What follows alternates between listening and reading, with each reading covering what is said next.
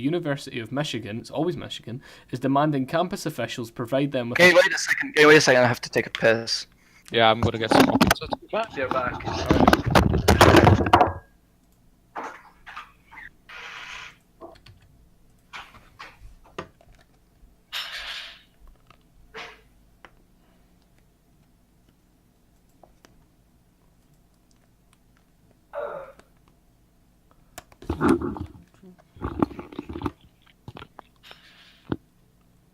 Alright. Oh, well. I'll just wait till Jens is back before we continue. Alright. Alright. Oh, well. I'll just wait before we continue. Alright.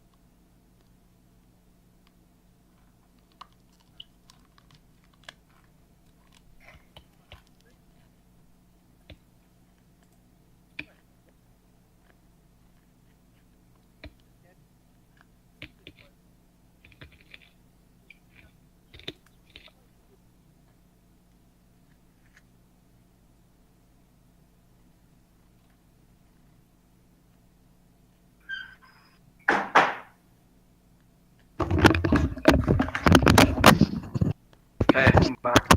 Hello. Welcome back. Alright, let's. Alright. So this article is obviously amazing. It states that, so it says, a student activist group at the University of Michigan is demanding campus officials provide them with a permanent designated space on central campus for black students and students of colour to organise and do social justice work. The demand is one of the several lodged by Students for Justice, who this month ratcheted up campus demonstrations to pressure administrators to cave, complaining in a newly launched petition that President Mark Schlissel has snubbed their demands. The clamour for a segregated space for students of colour to organise social justice efforts comes even as the public university builds a $10 million centre for black students and others in the centre of the campus. The new centre is considered a multicultural one, open to all students, but is under construction at the behest of a student group called Being Black at the University of Michigan, whose members complained that black students are marginalised because the original multicultural centre they use is located on the outskirts of campus. So, no whites allowed. No. This continues. This is quite a long article. In their demands, students explain why the new multiculturalism The new multicultural student centre is not enough because we want a space solely dedicated to community organising and social justice work specifically for people of colour. We want documentation of past, current and future student activism, and this should be a permanent space that's staffed and has resource for students to organise and share resources, the demand letter states. Leaders of Students for Justice did not respond to the request from the College Fix seeking comment. Campus spokesman Rick Fitzgerald told the Fix that, at this point, our colleagues in student life have been working with the Student for Justice leaders to better understand their concerns. Their concerns are just to have no whites allowed in this university. That's what they're trying to accomplish. That's their plan. They claimed that they were having a culture centre that was, you know, like it was for the advancement of coloured people, but because white people were also going to it, they thought that wasn't, you know, multicultural enough for them. Yeah. So to take away some culture because it wasn't. Yeah, what the fuck? Yeah, that's literally that's what pisses me off. It keeps saying multicultural, and it's like it's not multicultural to not allow a culture to go there. But yeah. But the thing is, as soon as you take away like white people, it immediately becomes multicultural. Yeah, apparently, because white people are the great oppressors of the world. Yeah, and we're not a culture at all. No, Yeah, white we're not a people don't have a culture. culture. We're a no? We're cult. just bad. No, it's not as if we Yeah, it is. invented all modern cultures across the world. You know, it's not as if we're the sole reason. Well, that we all invented all the cultures good ones. Well, we invented all the good ones. are. Yeah. Yeah. It just says, after this, it says, the demands caught the attention of the Michigan Review, an independent student news outlet which first reported on the issue and criticised it. The same organisation that criticises the university for failing to create an environment that engages in diversity, equity and inclusion is calling upon the university to undermine these ideals by facilitating a sort of de facto segregation, one where space and resources are designated for students based solely on the colour of their skin, ? The review wrote, to advocate for the ideals of diversity, equity and inclusion while simultaneously calling upon the university to sanction these spaces on campus is both unprincipled and laughably regressive. Yeah, that's a completely true statement. You can't call for multiculturalism but not that culture. That's so retarded. Like, just call it what it is. You're racist and you don't like white people. Exactly. Yeah, I hate all the sugarcoating as well. If you don't like white people, just say it. Just fucking say it. I dislike you more if you try to sugarcoat it and say like, well, we just want a space for. No, just say you hate white people. Just say it. Can you imagine if Fucking someone, say it. Can you imagine if someone on a campus was like, oh yeah, we want a space but no black people allowed, only whites? That would be national fucking headlines. Only civilized people, please. Yeah, that would be on fucking BBC homepage news. That would be like you'd fucking get an email sent directly to you to tell you about this. Like, whereas it's like, oh, black people do it. Oh no, it's fine because white people can't experience racism. Exactly. Yeah, this article continues that the demands were first presented last fall, but an updated version was refiled with administrators in late January after a series of incidents deemed racist, according to the demand letter. The list of demands also call for more support for marginalised students when oppressive attacks occur, increasing the affirmative action of black, Arab and other people of colour in tenured faculty, more readily alerting students on campus of bias incidents and offering more financial aid for those of lower socio-economic status. Students for Justice bemoan what they perceive as a lack of action from campus leadership to these demands. In addition to the petition, earlier this month they held a sit-in as well as a silent protest where prospective students visited campus. Our president has belatedly ignored us and it is time for us to speak up. We have been told that our demands are rude, the group states on Facebook announcing its petition.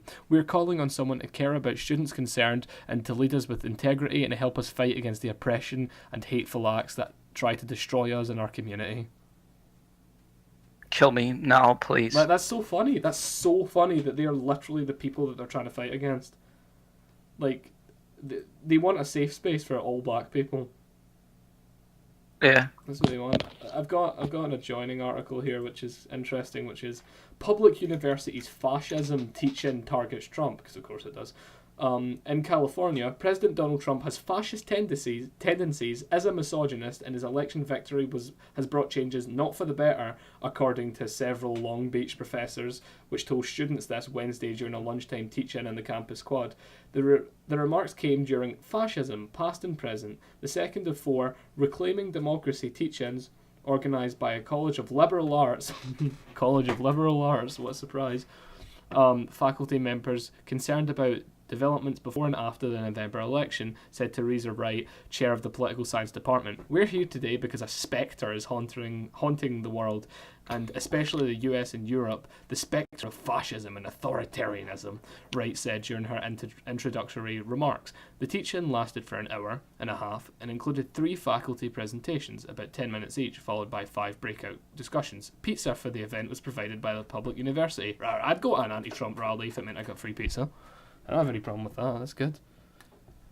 But it continues that what fascism is a right-wing authoritarian movement that subordinates an individual to the group and tries to unify around either a nation or race by demonizing those who are different. Yes, like Antifa, who demonize anyone who is right-winged. French and Italian professor Clorinda Donato spoke on similarities and differences between former Italian Prime Minister Silvio Berlusconi and Trump, discussing, among other issues, their ideologies, background, and relationship with women. One of the differences, though, I think Donald Trump is a misogynist. I don't think that Silvio Berlusconi was necessarily a misogynist, even though he claimed to have parties called Bunga Bunga parties where he just fucked women. But he's not misogynist, no. But Trump is, because he said grab them by the pussy. Of course not. I don't want to continue reading this article because you get the general gist, but they're actually teaching that Trump is a fascist as like part of a course now. Like this is the thing. Just resist Trump. Resist Trump. Resist democracy. Democracy is bad. Right, what does this say? Of course it is. Right, I had another article. Oh, this one was funny. This one was very funny. Hold on, let me open this up. Oh, why does it do that? Alright. Woman who thinks she's a cat leads new civil rights movement. Oh, fuck! Wait, what was that? A woman who thinks she's a cat. I know that bitch. A what? She's a Norwegian cunt that thinks she's a fucking cat. If you thought that what? If you I'll read out this article. Yeah. You can. Yep. How do you think that you're a cat? Because you're a dumbass transgender. How the fuck do you?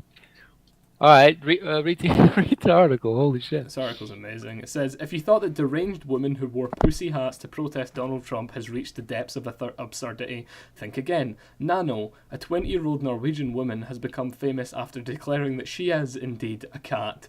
Starring in a YouTube video that has elicited over 4 million views, Nano dons large cat ears, a tail, pink fluffy paws, and crawls around purring. Nano proclaims that she knew at the age of 16 that she was a cat, claiming, I realised I was a cat when I was 16 when doctors and psychologists found out what was the thing with me. Under my birth there was a genetic defect. I was born the wrong species. That's like, can you imagine actually saying that out loud?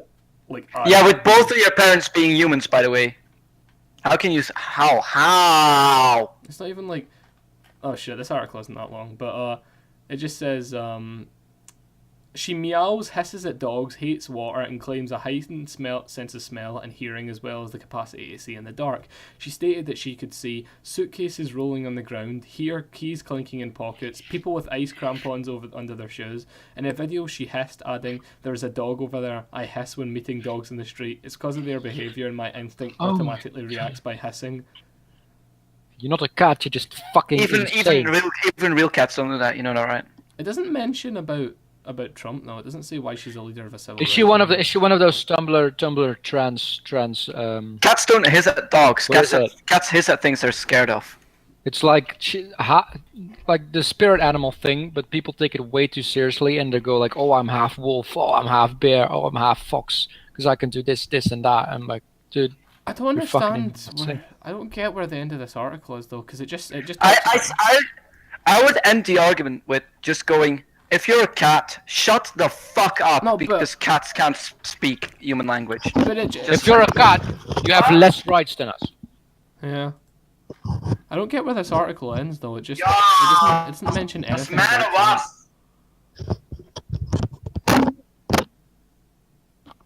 Something about grabbing by the pussy or something. It doesn't even say that at all. It just mentions that. What's with Trump? What the fuck? Oh, this is Denmark. This is an article about Denmark. 'Cause Denmark's fucking awful as well. Apparently, Denmark says no to Muslim majority neighborhoods. Ha ha ha, which is good, obviously. And it says. What are the? Sorry, what? 1 second.